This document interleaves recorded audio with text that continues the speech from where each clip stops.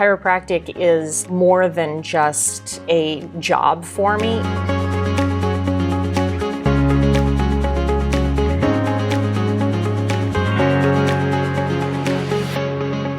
Ariel, thank you for taking the time to be here today. Yeah, thank you for having me. It. Now, I know that you're a chiropractor, and you come to Japan to practice your craft. Yes. Right? How long have you been in Japan? About a year and a half. Okay. And I came here from Hong Kong, so it was a confluence of reasons why I ended up here.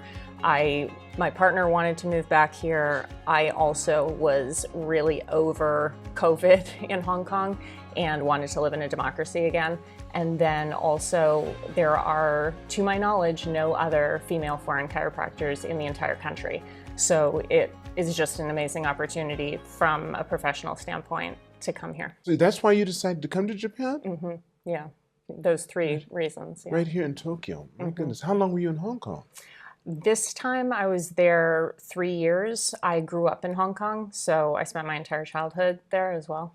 Yeah. Give me a little bit about your background. You grew up in Hong Kong? Yeah, so my parents, they originally went on their honeymoon to Hong Kong, Bali, and Singapore, and they fell in love with Asia and decided if there was ever an opportunity for them to move back, they absolutely wanted to. And so when the opportunity came up with my dad's job, he moved us there, and we stayed much longer than we anticipated. So, Were you born in You weren't born in Hong Kong? No, I was born in San Francisco. So, where are your parents from? My mom is Californian. My dad is from New Jersey. Okay. Yeah. And what does your father do? He was in the hotel industry peripherally. Yeah, and my mom is an artist and writer. Yeah. What kind of art? Yeah. She's a painter, so mostly acrylics. Yeah. Landscapes or people or objects or all kinds of stuff. She lets her mind go whatever comes in, whichever and she attracts her. Yeah, she had a very prolific career in Hong Kong. I think that one of the benefits of Hong Kong is because it's a small city, given how big it is, you really have the opportunity to excel in whatever your field is. And so, yeah, she showed a lot when we were living there. And then once my brother and I left for university, my parents then moved to Bali, and she started focusing more on writing. What year did they come into Hong Kong? That was 1989. Okay, so before the turnover. Yeah, we were there for the handover. Yeah. Wow. Yeah. I haven't been back since the handover. And did you see it drastically change, or was it just a slow, it was real quick? Not immediately after the handover. I do remember vividly the day after the handover, all of a sudden where there had been the Union Jack flags, it was red flags everywhere. Clear. And I remember that, yeah, very vividly, and it really hit me. How old were you then? I was 16, I think, or 13, somewhere in there, teenage years. Yeah, but I was definitely aware of what was happening politically. Everybody was talking about it, of course, and a lot of people were leaving because they were scared at that point. What about you? Were you feeling anxious in any kind of way, did you think? No, because the general vibe around the handover was still, Hong Kong was kind of this party. You had all of these foreigners who had moved there, especially Brits, of course, because they could move there no problem. They had it for 99 years. Exactly. Yeah. And so there was this air of excitement and opportunity, and I think that you still felt that a lot after the handover because a lot of foreigners stayed, no problem.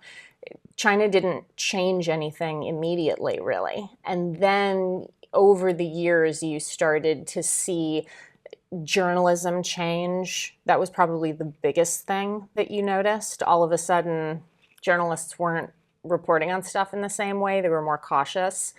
And then I think it was really 20 years on that then you started to see massive changes with definitely journalism, but also business, legal issues. And of course, once the protests and then COVID happened, it was a huge flip in how the government was operating. And during COVID, it was an amazing opportunity for the government to just put every pro-democracy demonstrator in jail and now there are no pro-democracy leaders out in public anymore. They've either self-exiled themselves or, gone to jail. I saw that happening. A friend of mine was living in Hong Kong at the time, and he had a pretty good business there. His name was Bob White. I don't know if you heard of him when he was there. It was a motivational type program he had where he was helping people change the way they think. Cool. And he showed videos, which he had to be careful with, of people being taken off the subway and stuff like that. And just out of the blue, you see these guys sitting down, a guy and a girl, and all of a sudden they would be picked up and taken out. And they knew exactly who to target. Yes. They had a picture of everyone they wanted to get, and they just cleaned it up. Yep. That's interesting. So had you traveled back and forth to Tokyo? Had you been here looking at the place, or you just came here just raw and said, let's see what happens? I visited a couple times on vacation, but yeah, it was pretty much baptism by fire. I knew that Tokyo and Japan was kind of like moving to another planet rather than just moving to another country. So I was somewhat mentally prepared, but of course, nobody's ever fully prepared for how different it is here. So going through that, that's interesting. So what did you expect to see? What were you thinking you were going to, what were your visions of what you were going to I thought that it was going to be very formal. Definitely, I would have to learn the social rules, the language. Yeah, it was the formality of everything, I think, was what I was expecting, and a lot of rules. And definitely a lot of that was the case when I did move here. I think also, it's funny because, so my partner speaks fluent Japanese, and he's lived here on and off for 25 years. And he could see that I was studying Japanese before moving here and trying really hard with that. And he kept telling me, Ariel, you don't have to learn Japanese. There are so many expats there, obviously the American Club. You can totally live a full life there without learning Japanese. And I thought, why are you discouraging me from trying to be literate in my new home?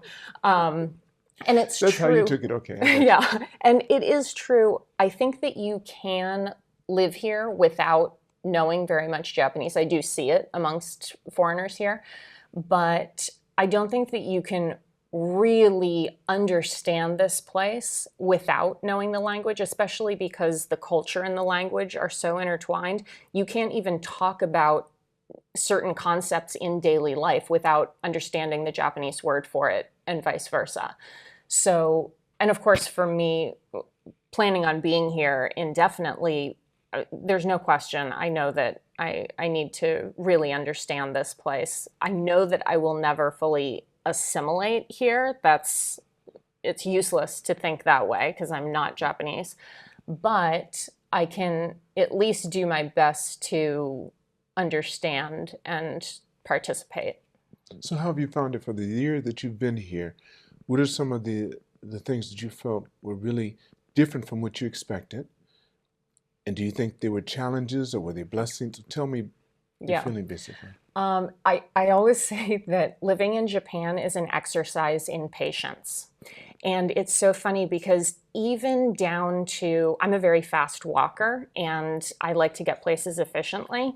I ride my bike everywhere and I find that that's the fastest way to get anywhere. And even just walking through buildings or getting into the subway, automatic doors that open and close, they open slower here than they do in other places. And it physically forces you to slow down and wait for the door to open, and then you can go through. So there is this forced patience, I think, also with going to the ward office, going to the legal office, all of these necessary processes that you have to go through in order to just set up your life, set up your business. Everything takes more time here. And you can push all you want and try and expedite, and it's not going to speed things up. You have to learn a different pace of getting things done. And I I knew that there would be bureaucracy here. I didn't know that it would be quite so intense in every single thing that you do. Okay, explain that. So, okay, I was trying to set up internet in my office, right? I've rented a new space for my chiropractic practice, and I had to get Wi-Fi installed. Okay, apparently with this construction, there is only one internet operator that we are allowed to go with in there. And so we have to go with this one provider. And the only way to set it up is calling them on the phone and then having a second phone call with them to verify your information. And then they send you a paper application in the mail. You have to fill that out and mail it back to them. And then you have another phone call with them to set up the installation. It sounds so mundane and ridiculous. Every one of these steps takes so long. And finally, I got to the point where I just decided to buy a portable Wi-Fi router because it was getting ridiculous. It was like, I need to operate a business and I need internet, so I need to find a workaround here. And thankfully, there is another option where you can buy portable Wi-Fi. But something as simple as that is seemingly impossible to make work efficiently. So, yeah, that was a challenge. Okay. Yeah. Wow. What about as being a female in Japan? Have you had any issues with that, thinking it's different from where you came from? Because Hong Kong is a place you really consider you've done business in. Yeah. Have you ever done business in the States? Yes. So I practiced in San Francisco and then in Hong Kong and now here. Okay. So, yeah, I've seen how quickly you can set up a business in the US. It takes about 20 minutes online. And then setting up a business here, whoa, yeah, not 20 minutes. And I think that in terms of being a woman, I had, of course, heard statistically and also anecdotally how things are not super equal here between genders. And so I was expecting that. I think that is actually not as bad as I was anticipating, probably because I was anticipating it being an even bigger issue. Okay. It's also, I think, because I'm still learning cultural norms and how to communicate with people and how to get to know people here. It's a slow process getting to know people. In making an introduction with somebody, you sort of ease yourself into that communication with them. And I think I can't fully tell what is the barrier for me in certain situations. So I'm obviously very American. I am kind of loud and animated. And so I don't take a very subdued approach to anything in life. And so I don't know if it's my Americanness that can be off-putting sometimes, or if it's that I'm a woman, or if it's just that I don't know the language well enough. But there have been times where I've gotten, in a professional setting, trying to make a connection with somebody, I've gotten a response where it's been the most polite version of, thank you for contacting me, I don't ever want to talk to you again. And I don't know what the reason for that is. Maybe it's... How did you sense that? Because how could you tell that that's what it was? That was the... It was as close to saying, don't contact me, but they would not say it. Without saying it. Right, yeah. It would be, contact this other person. Okay, they would shift you somewhere else. Yeah. They would kind of like tactfully slide you to the side. Yeah, exactly. Without confronting you. Okay. Yeah. Everything that happens to you here is going to be very much dependent upon how you decide to receive it and how you decide to interpret it. That's going to make all the difference. I can say one thing I can say for you. I mean, your challenges aren't unique to you, and I'm sure you're aware of that. But I think for the long-termers, the people that have been here for a long time, we take it as a blessing in disguise. The reason why is that's why you don't have that many foreigners here that are successful. Mm. They won't take the time to go through that. I say that Japan is the best business school in the world for you to go through. If you go through it here, and you can make it here, particularly in Tokyo, you can make it anywhere in the world. Mm-hmm. Because you will wait for the elevator doors to open. You will take your time and listen. You will want to look at everything instead of saying, okay, let's do it right now. Mm-hmm. Japan has done that so well. You realize that they have no external debts. Mm. Everyone owes them. Mm. Why do you think that happens? Because they sit back, take their time, and let you just run around, and then they make the shot. Mm-hmm.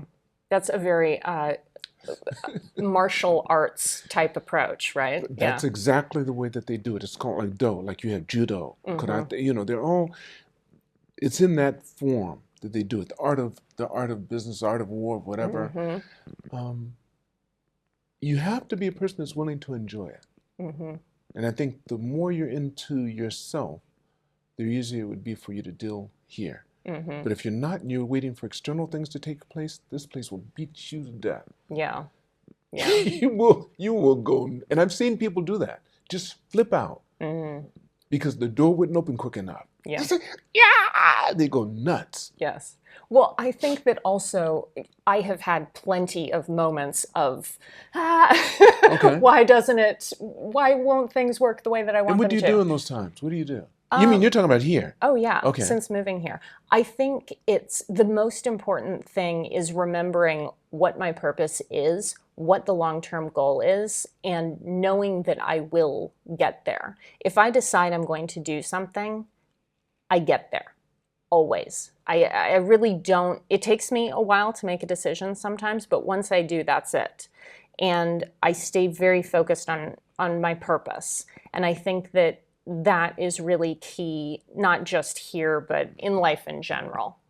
Really, when you see people start to lose their way, if they don't have something very concrete that's meaningful to them to come back to, it is really hard to get back to action forward. Yeah. So do you have something you do, like meditate, or do you sit back? Do you have a mantra that you use? What is it that gets you back centered? I think I have meditated. I've tried meditating over the course of my life. I find that moving meditation is best for me. So being on my bike is great for that. You just get in the zone and you're in the flow, and that's how I best get into that state of, yeah, thoughts can come and go, but I'm just present here. I think just every day I'm so excited about what I do. Chiropractic is more than just a job for me. It is really something that I think can help so many people, and it's just so important to me and what it is that I'm doing here, that every day I think about it and I come back to, yes, I want to serve people with chiropractic. I want to serve my profession itself. I want to help my profession. And so I just think about that. I come back to that. And it brings you back to center. Yeah. What got you involved with chiropractic, profession in the first place? What made you decide to do that? And how old were you when you first thought this is something I want to do? Yeah. So I was living in New York straight out of college, and I had been working on Wall Street, and Doing what? I worked at a Forex clearing firm. So yeah, it was very... Were you a runner or what? So I started as a temp there, Okay. and then I was just, answering phones and being an assistant, and they very quickly realized that I was smarter than that. And so they moved me into the accounting department, and it was a very small company. And so everybody in the company had the opportunity to really learn a lot, and I had to do many different jobs and be involved in a lot of different stuff. So it was a cool opportunity, but ultimately I felt like I was contributing to the downfall of humanity by working there. Because you could see how things were moving and stuff, and you said, wait, this is not quite right. Yeah. And so it didn't align with me. Even my boss at one point, the MD pulled me into his office, and he asked me, Ariel, what are you doing here? Like, he could tell you just weren't vibing right. Yeah. And I mean, I was good at my job. There was no question. Right. But yeah, he could tell. It was like, It's you're not easy enough, passionate yeah. about this. But yeah, I was commuting every day via bicycle. And one day I got into a bike accident. It was pretty bad and messed up my pelvis. And I told my mom, and she said, you need to go to a chiropractor. And it was bad enough that walking was difficult. I felt like my internal organs were twisted or torqued Because of the accident. because of the accident. And it was, yeah, it was quite debilitating. And so I went to the chiropractor, and she explained to me, yeah, we'll sort out the biomechanics, we'll get your pelvis moving again, but you know what we're really focused on in chiropractic is the nervous system. And when we adjust the spine and the spine can move well, all of the nerves coming out from there can move better and communicate better. And so it affects your entire body and every function in your body. And I thought, that makes perfect sense. Why has nobody ever explained that to me before? And so she, you know, I started going to see her. She adjusted me. Sure enough, after a couple of adjustments, the pelvic issue was completely resolved. Literally a couple. Yeah. And then I just kept going back because I started to notice, oh, I'm also not getting menstrual cramps anymore. And oh, I'm functioning better as an athlete. And I'm not getting sick as much. And so I just noticed that from a holistic standpoint, it was helping to keep me healthier and functioning better. Did she talk to you about diet or anything? It was only the chiropractic part she talked about, your body and how it functioned. Yeah. You already knew about your nutrition and what you needed to put in your body and how you should, what it needed to run on. Yeah, yeah. Okay. I was on the healthier side of things. I grew up in a family that was pretty healthy about everything and had kind of come from a more holistic tradition. My grandfather had been a cardiologist. He was trained at a time when it was not just give everybody a drug. And then my aunt, she has her doctorate in nursing, and she literally wrote a textbook called Holistic Nursing. So I came from this lineage of treating things a little more holistically. So yeah, by the time, and we ate very healthily when I was a kid. And so, yeah, by the time I was in my 20s, I had some things sort of figured out. I knew don't eat a lot of sugar. It's cancer food, basically. Right. And so, yeah, I had a lot that was dialed in already. I had been an athlete my entire life. And so, yeah, then the chiropractic component, it just sort of became the foundation for my own healthcare. And fast forward a couple years, I obviously had not felt good about what I was doing on Wall Street. And I thought, I need to do something that's only going to help people and not hurt people. And one day I was sitting at the chiropractor and watching, and I thought, I can do that. And so it was that simple. It was Yeah. like that. It wasn't passion. It wasn't a passion for it. It was just that, what can I do to help other people? Yes. Yeah. And you said, Yes. that I can do. Yes. And so I went back to school, and I had a lot of school to do because I had not done any science or math since early in high school. I had this idea that I was bad at math and science. And Had you already gotten your degree? I had my undergrad degree, yeah. Okay. Yeah, in film, though. In film, okay. So yeah, nothing to do with, okay. Nothing to do with anything scientific. Right. And so, yeah, it took me a year and a half to get all of my pre-med requirements, and then I had to go to chiropractic school for 3.5 years. And so it was a long journey. And in the process, I'm glad that it took so long because it gave me the opportunity to really get to know my profession and really fall in love with chiropractic and see what chiropractors were doing and the impact that they were having on people's lives and health. And yeah, it was a really incredible journey. But do most people have to, in the chiropractic profession, do all the people go to college to learn about this profession? Yeah, it's mandatory in What most about of in the Japan? world. Not in Japan. There used to be a school here that was associated with one of the universities in Australia, and so they were giving Doctor of Chiropractic degrees to people. After what period of time? How much time do they have to go through the... I don't know exactly because it does vary a little bit country to country. In some countries, you go to a 5-year program that includes undergrad and grad school. And then in the US, you have separate programs where you have undergrad and then your Doctor of Chiropractic degree. Which you did. Which is what I did, yeah. Which took you 5 years? Well, in all together, like, it's about like 6? 9 years, 9 years? because Okay. yeah, Right. I had to do the extra year and a half of science to get into chiropractic. Do you have to go through nutrition as well? We did some nutrition. Yeah, it's not a lot of nutrition, but you know, a lot of chiropractors, while they're in school, we do a lot of seminars outside of the academic program, that weekend seminars, so that we can learn about whatever specialty we want to get into. So There's specialties in chiropractic? Profession, for example?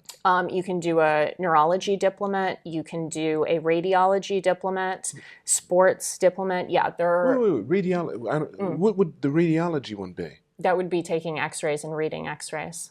Yeah. It's a chiropractic. Oh, okay. Because we can x-ray people. Got that. Yeah. Okay. Yeah. Wow. Yeah. So you can really hone in on whatever area you want. And there's a lot of professional development available in the US, particularly in California. There are so many chiropractors there. And, you know, there are 100,000 chiropractors in the US. So it's a huge profession. You know, regulation helps both chiropractors, doctors, and also the public.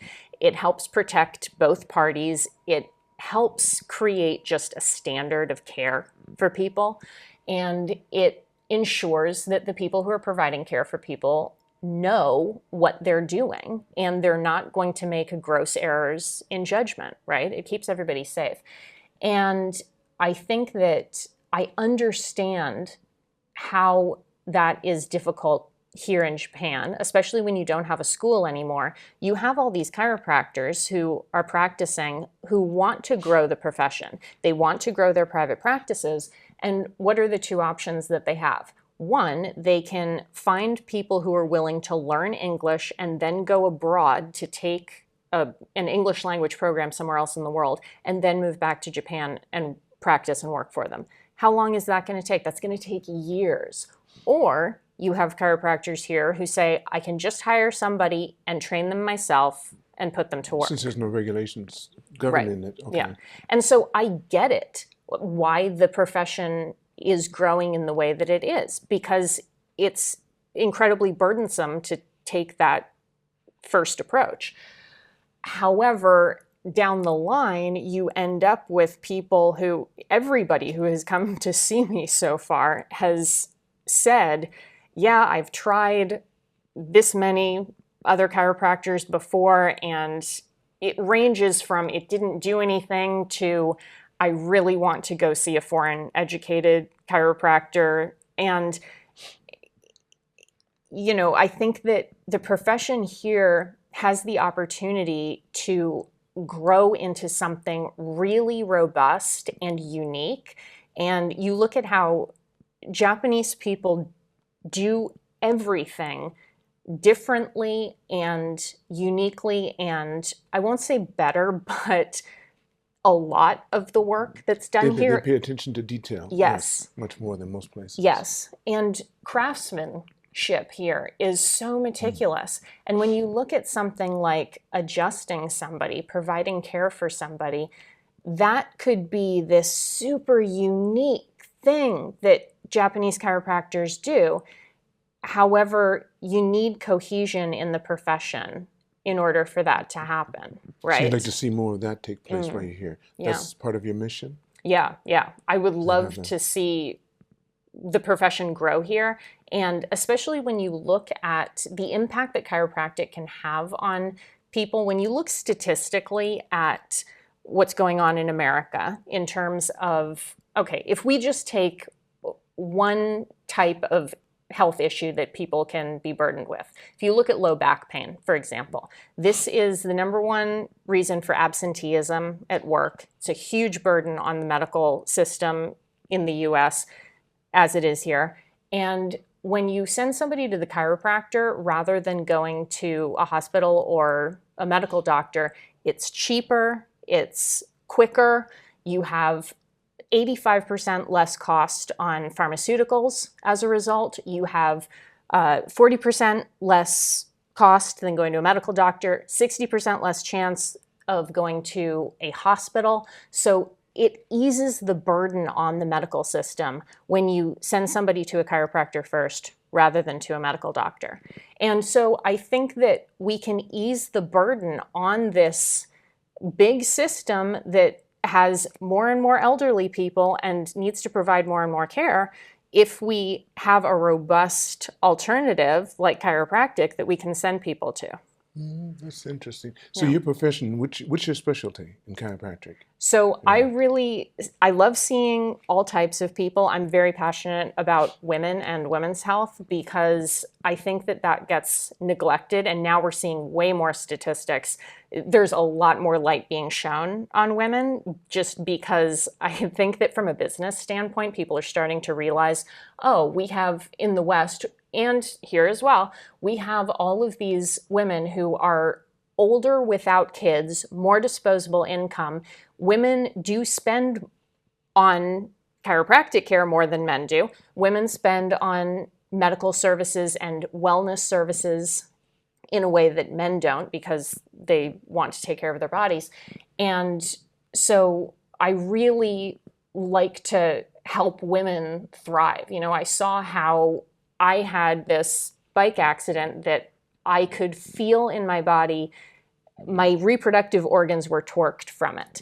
And when I think about it now, I'm so glad that I went to a chiropractor as soon as I did, because what if I had let that tension sit in those organs for years? And now when I see women come to me, you know, oftentimes people wait and chiropractic is the last resort for them. They try all the medicine, they try, in some cases, surgery, they try every other route, and then they go to the chiropractor. And at that time, they've had some sort of pain or dysfunction sitting in their body for so long, it takes longer to heal. There are more after effects that are happening.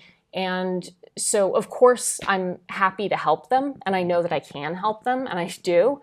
But yeah, I feel like we need to get women into holistic care a lot sooner because our bodies are so intricate, and we need to make sure that every part is functioning well. That's so interesting. What I vision in my mind when you talked about your accident and that you felt your organs inside had been twisted, not only what it did to you physically, the way you were thinking. And the longer you keep that, even if this is fixed, it's like plastic surgeons with people that have had a scar. And let's say they're not the type of, they don't want that scar. And there's a very famous plastic surgeon, Dr. Maltz, and he wrote Psychocybernetics. And he talked about how he could remove the scar from someone's face, and when they looked in the mirror, they still saw it. They just still saw the scar because it was a mental setup. And we do that to ourselves so often. And I can see what you're saying. If you do have a mindset, the longer you keep it, the harder it's going to be for you. Even if you fix them, their mind will make it go right back to the way it was. Yeah. That has to be a hard thing. Yeah, yes. I mean, we have muscle memory in our body, which is ultimately neurological memory, right? And so we have these patterns that get built into us, and we need to essentially retrain ourselves to have better patterns. And that's definitely something that I emphasize. So a little bit of psychology too. While you're doing it, are you talking to the people and saying, okay, now? For sure. I tell people before they receive an adjustment, I ask them, what is your goal for care here? What is your ideal vision of where do you want to be with your health?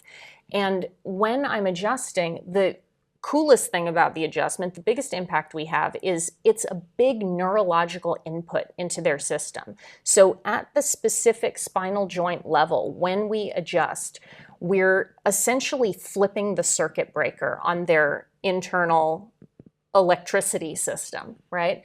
And to get a little sciencey about it, what we're doing is we're moving the joint past its normal range of motion very quickly. We're stimulating something called the Golgi tendon organ that sits in the joint complex. It sends a signal via the nervous system to the brain.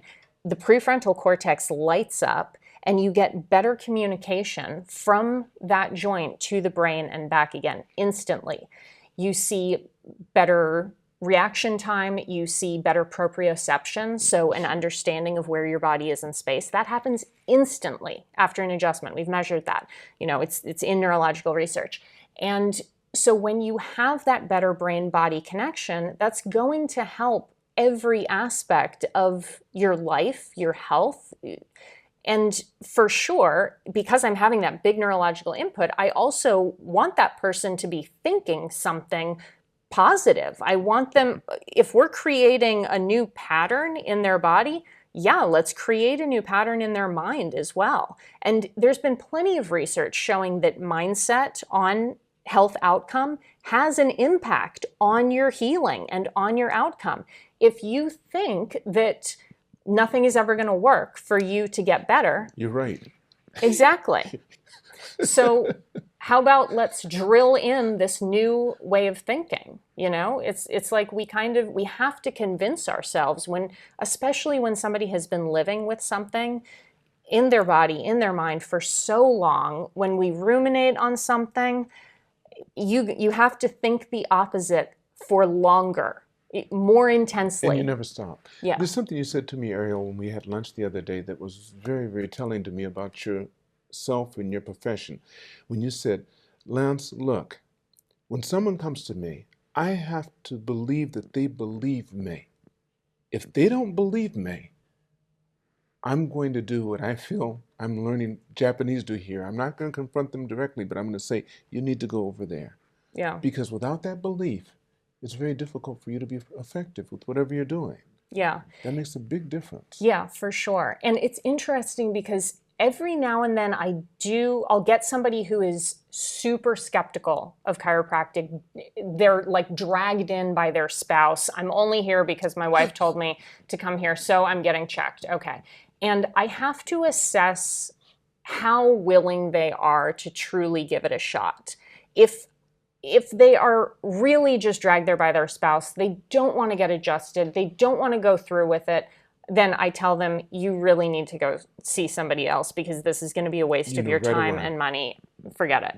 However, if there is that little inkling of curiosity, okay, maybe this will help. Yes, my spouse dragged me here, but let me give it a shot. Okay, let's do it. Let's give it a shot. And I would say 95% of the time, those people become my best clients because they have flipped their mindset from there's no way this is going to work, and then they get adjusted and they realize very quickly, oh, okay, yeah, actually that had a huge impact on relieving my pain, improving my mobility, improving my function, decreasing other symptoms, better night's sleep, whatever the case may be. And so then they become the biggest cheerleader for chiropractic care. I think that tends to be almost the same with anything that you get involved in. So the naysayers that you switch to become the loyalists to that because they had such a negative belief before.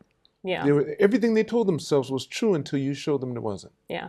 And I think that it's important to have that guide there, but they need that inkling to begin with because really they're guiding themselves. Right. Yeah, we innately know what is true and what is right. I really believe that. And we have this intelligence in our body that is running stuff. We don't have to think about 99% of the processes that happen in our body every day. So as I always like to say is that we're not trying to teach people things. We're trying to help them remember. Yes, exactly. Because you already know. Yes. You already know. You're right. That's that internal consciousness you have. It's the subconscious we like to use or talk about all the time that runs everything. Yes. Regardless of how you think.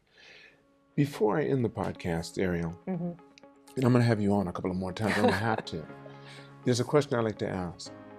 If you could go back in time and meet the younger Ariel and give her advice based upon what you know now, how old would you have been at that time, and what advice would you give yourself? I think I would have to go back really far, little kid Ariel, and probably just reinforce in her, you are good at everything. You are good at math, you are good at science, you're smart enough for all of that, because I had this misconception for most of my childhood and teenage years and even into my 20s that I wasn't good at that. And so I pushed aside everything, every job that had anything to do with math and science. And then when I ultimately did have this purpose of chiropractic and knew I need to learn this stuff, man, then I was getting A's in organic chemistry. If you had told 13-year-old Ariel that, no way would she have believed you. But I think that if I could have gotten to myself before I derailed myself with that, then I would have had a better belief system about it. And that probably would have improved my education. That's great advice. Thank you so much, Ariel. Thank you.